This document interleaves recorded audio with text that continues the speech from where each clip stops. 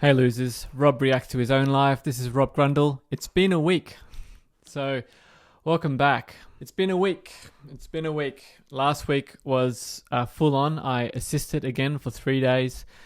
And somehow I just didn't have the headspace to do this. But I'm recommitting for this week. And today I want to talk about this year.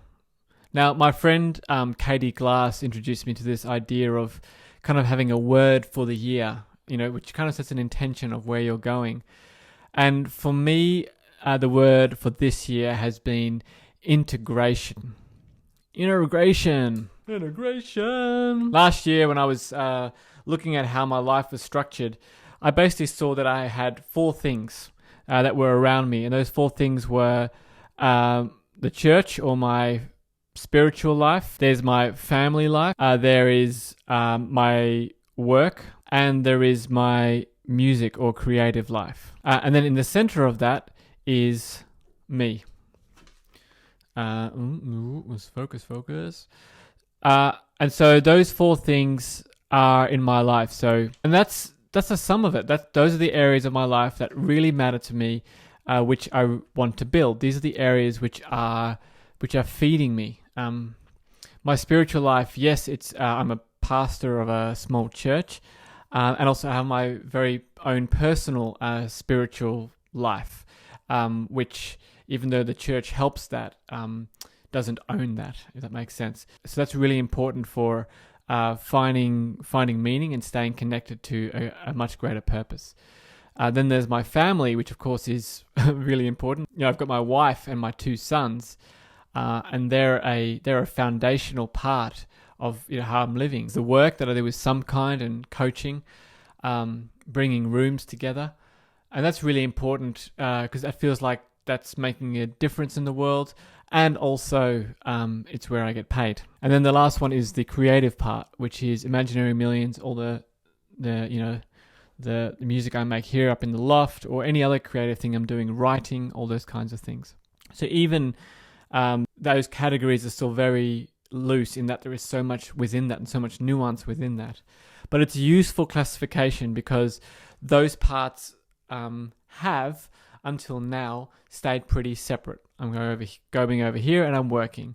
Now I'm going over here and it's church time. Now I'm going having family time, and now it's music time. What I noticed was that I went into different modes with each of these. I was a certain person in the church life, a certain person in my work life, a certain person in my music life. If I redraw that diagram, I've got the 4 circles on the outside, and then I'm going to draw kind of a circle describing how me I am, how fully I can exist in each of those places. And I think that's a really interesting question. In other words, how am I showing up in each of those places? Am I showing up fully and really ready to give everything and all of me? Or am I hiding a part of myself because I believe it's unacceptable? Anyway, so within music, I would say that's probably where I would feel that I can reveal most of myself, because I'm in an artistic community. I can both, obviously I can bring my family into it. I can bring my spirituality into it, because, art is at the heart very spiritual.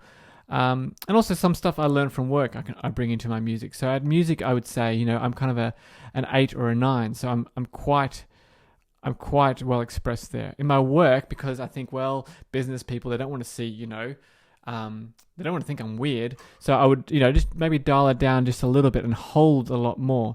So I'm probably down there. I'm probably like at about a 6, fully showing up.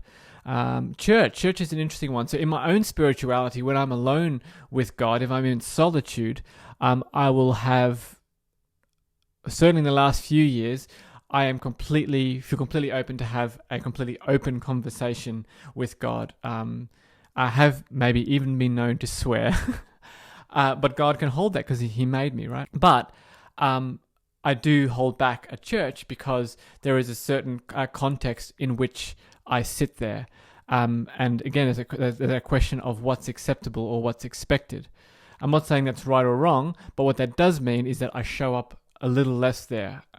So again, I would say that's probably about a 5 or a 6. And then in my family, That's an interesting one, isn't it? I should have thought about this before I started. Family, I would love to be a 10 on family, but I'm definitely not, because there's so much at play. One is that idea of familiarity. I think, like we're around each other a lot, and also it's downtime. So it can feel like, oh, this is my downtime, so I don't have to show up here, or I'm so tired of showing up, which is sometimes not fair on the family, because I do that. So with my family, I would say I'm probably a 7 at showing up, depending, some weekends even a 5. So that's the picture of it. So church, what did I say? 5 to 6. Family, 5 to 7. Music or creativity at 8. And work at about a 6. And so, as you can see, that circle is kind of pretty mismatched. And in fact, it's what I'm learning is that it's actually hard for me to expand into a 10 in music if I'm still holding at 6 at work. Like I'm one person, and to going into those different modes and switching actually takes up a ton of energy, and also doesn't bring out my fullest. And the reason I'm only ever holding back is because my belief is that I will be unacceptable in a room, or in front of people, or with some authority that either is real or imagined. And so the journey for me to integration, to getting all of these to a similar number, means two things to me. I mean, the one thing it means is that I get used to being unacceptable. That at work, I might be, that I want to be known as somebody who is a little bit spicy. Someone where you're going to get the realness and the truth. Recently on my coaching website, or in that blog post I wrote about how I want to coach, when I talk to people, I do want to talk about their idea of the creator, because I believe that's a really important foundational concept that everyone holds. And even if you don't believe in a creator, I believe that's a very strong foundational concept that one holds.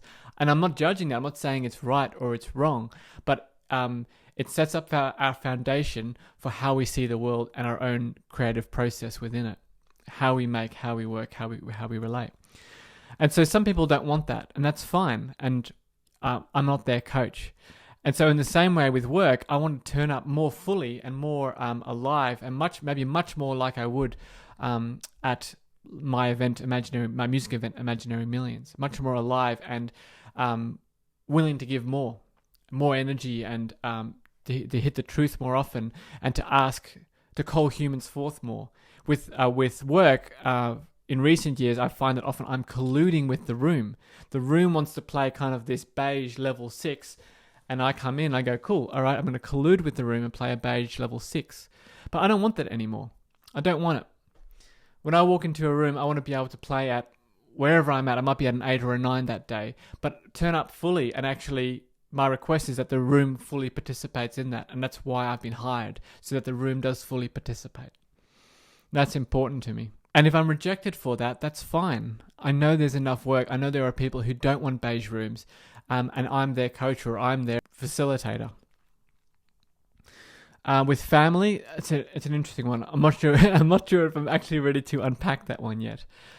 Do I feel unacceptable within my family? No, not at all. I don't feel unacceptable. Although I probably could do more things that would surprise my family. Do more things which is both surprise my wife and also surprise my kids, just in terms of what I can bring.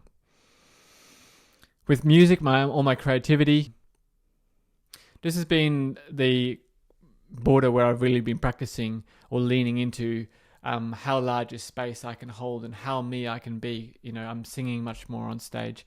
I'm leaning into the audience much more. And then church is the most interesting because it has the most connotation around it. Where often if you're unaccepted by people, they often confer that you're, if you're going against something, that you're actually going against God. And so the unacceptance there is one of the biggest ones, and that's one of the biggest guilts that you can hold. If you think that the creator of the universe is against who you are or what you're doing. And so being able to separate that and actually be at peace with who you are in that environment is a really big one. And yeah, the leadership in that place is the most lonely because it's the place where I'm often also feel most judged out of all four of these places. So being okay with not being accepted by other human beings is a key part to discovering integration. Where actually, because of course my ideal would be is that all four of these are in fact,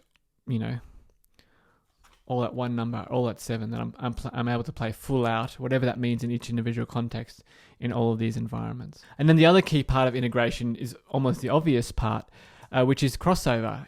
That I've kind of already mentioned that the fact that I want to bring the idea of the creator into coaching, or into music, or how do I bring music into the family, or my work stuff into the church, and those borders have been created.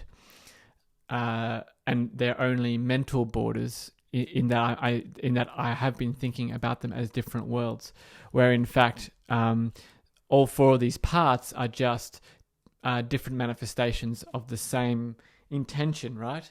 So I would much rather not have these areas segregated, but have each of these as particular relations or particular contexts in which I can manifest everything, so that work becomes spiritual and musical, and as much as possible familial. I think I'd love to bring my family into my work more, that they can see what I'm doing as an example. That work is spiritual, that family is spiritual, that music is spiritual, that crossover happens. That music is everywhere, that music crosses over into all other parts as well. So all of a sudden it actually becomes truly integrated, where all the best parts of each context are actually beginning to serve each other, and there isn't a separation. And I'm not thinking about then what context am I in, so therefore what's acceptable, but actually just taking the context as it is, but bringing all of me into that context. And that's exciting to me. But let's talk about the singularity. The singularity of integration is when it's just me, and that's interesting. I had not thought of this until now.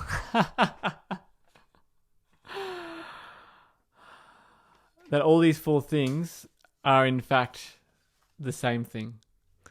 Church, work, and music, and my family are actually the same thing. That's the singularity. Oh, that's why I did this video. Comment, subscribe, and comment. Let me know what you think.